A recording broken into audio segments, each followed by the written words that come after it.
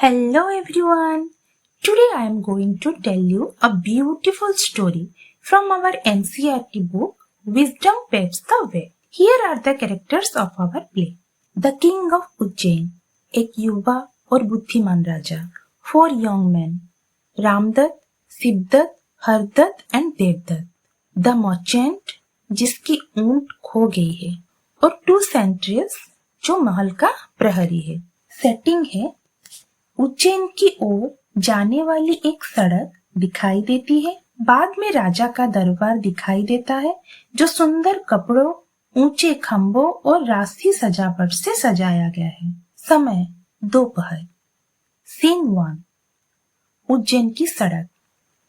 4 युवक रामदत्त, शिवदत्त, हरदत्त और देवदत्त उज्जैन की ओर जाने वाली धूल भरी सड़क पर चल रहे हैं.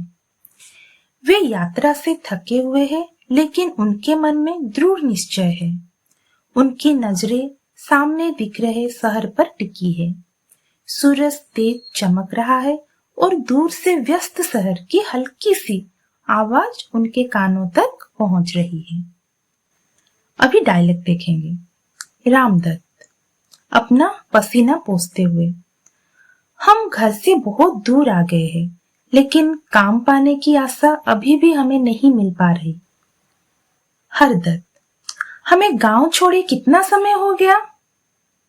शिवदत्त मुझे लगता है 1 हफ्ते से ज्यादा, शायद और भी ज्यादा. रामदत्त ठीक 10 दिन हुए हैं. हर दिन पिछले दिन से लंबा लगता है. तो देवदत्त ने बोला, 10 दिन तो बहुत छोटी अवधि है. बड़े जीवन के हिसाब से हमें अभी और भी रास्ते पर भटकना पड़ सकता है.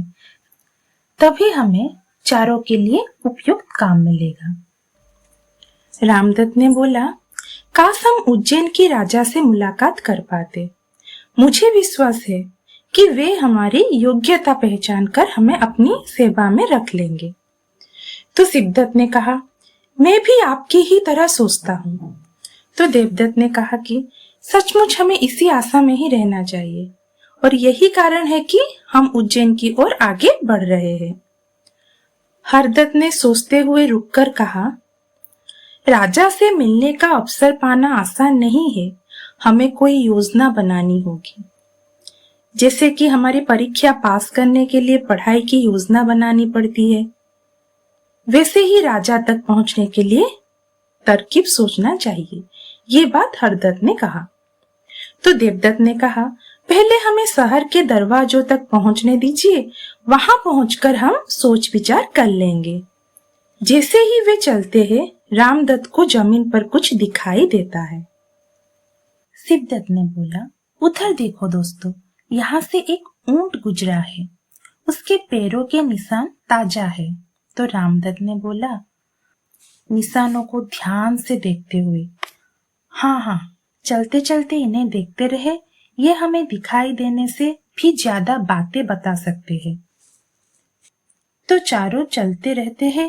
बीच बीच में ऊंट के पदचिन्ह जांचने को रुकते हैं. वे हर बारीकी को ध्यान से परखते हैं. एक दूसरे को नजर से इशारे करते हैं, पर ज्यादा बोलते नहीं. रामदत्त ने बोला, मुझे इस ऊंट के बारे में कुछ अजीब बात पता चली है. शिवदत्त ने कहा, मुझे भी. तो हरदत्त ने कहा, मैंने भी एक अनोखी सी बात नोट की है. देवदत्त ने मुस्कुराते हुए कहा, लगता है हम सब ने कुछ ना कुछ अलग सीखा है. फिर भी मुझे लगता है कि मेरी खोज तुम सबसे अलग है. हरदत्त ने बोला, चलो किसी बड़े पेड़ की छांव में बैठकर अपनी बातें बांटते हैं. पर ठहरो, कोई तेजी से हमारी ओर आ रहा है. शिवदत्त आगे झांकते हुए, वो शायद कोई व्यापारी है और ऐसे भाग रहा है जैसे किसी मुसीबत में उसका पीछा किया है. तो रामदत्त ने बोला, हाँ, व्यापारी ही है, और उसके चेहरे के भाव से लगता है उसने कोई बहुत कीमती चीज खो दी है. शायद उसका ऊंट. व्यापारी हांफता हुआ और घबराया सा उनके पास पहुंचता है. वह सांस संभालने को रुकता है, फिर फिर बेचैनी से उनसे बात करता है।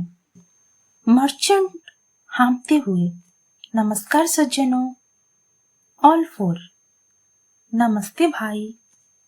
मर्चेंट, मुझे आपकी मदद चाहिए। मेरा ऊंट रास्ता भटक गया है। क्या आपने उसे कहीं देखा है? तो रामदत्त ने बोला, क्या आपका ऊंट किसी एक पेड़ से लंगड़ा है क्या? मर्चेंट आश्चर्य से बोला, हाँ हाँ बिल्कुल। तो सिद्दत ने कहा, क्या वह दाईं आंख से अंधा है? मर्चेंट, बिल्कुल बिल्कुल, वह एक आंख से, जैसा तुम कहते हो, दाईं आंख से अंधा है। तो हरदत्त ने कहा, और क्या उसकी पूंछ छोटी है? मर्चेंट चकित होकर, तुमने बिल्कुल सही बताया। हाँ, उसकी पूंछ छोटी है। तो देवदत्त ने कहा, बताइए श्रीमान, क्या उसे पेट में दर्द की तकलीफ नहीं रही है? मर्चेंट हक्का बक्का होकर, तुम यह कैसे जान गए? बेचारा जानवर 2 हफ्तों से बीमार है। तुम तो अवश्य वैद्य हो। अगर तुम उसे ठीक कर दो, मैं खुशी से फीस दूंगा। लेकिन बताओ, मेरा ऊंट कहाँ है?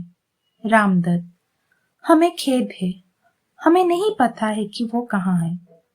तो सिद्दत ने बोला, हमने तुम्हारी ऊंट कभी नहीं देखा, एक बार भी नहीं। मर्चेंट क्रोध में, यह कैसे हो सकता है? तुम मेरे ऊंट का ऐसा वर्णन करते हो जैसे वह तुम्हारे सामने खड़ा हो, और अब कहते हो कि तुमने उसे देखा भी नहीं है। तुम झूठे हो। तुमने उसे चुराया और बेच दिया होगा। मैं यह मामला स्वयं राजा के पास ले जाऊंगा।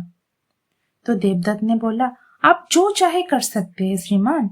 अगर राजा हमारी उपस्थिति चाहता है तो हम वहां उस बरगद के पेड़ के नीचे आपका इंतजार करेंगे। तो मर्चेंट ने कहा, मैं तुम्हारी बातों पर भरोसा नहीं करता। मैं तुम्हें यहाँ अकेला नहीं छोड़ूंगा ताकि तुम भाग निकलो। तुम मेरे साथ चलोगे और राजा के सामने पेश होगे। तो ऑल फोर, ठीक है, राजा के पास चलेंगे। वे व्यापारी के साथ नगर द्वार की ओर बढ़ते हैं। जब वे महल पहुंचते हैं, व्यापारी जल्दी जल्दी संतरी से बातें करता है। सेंट्री व्यापारी को भीतर ले जाता है। ये था सीन 1 का एक्सप्लेनेशन।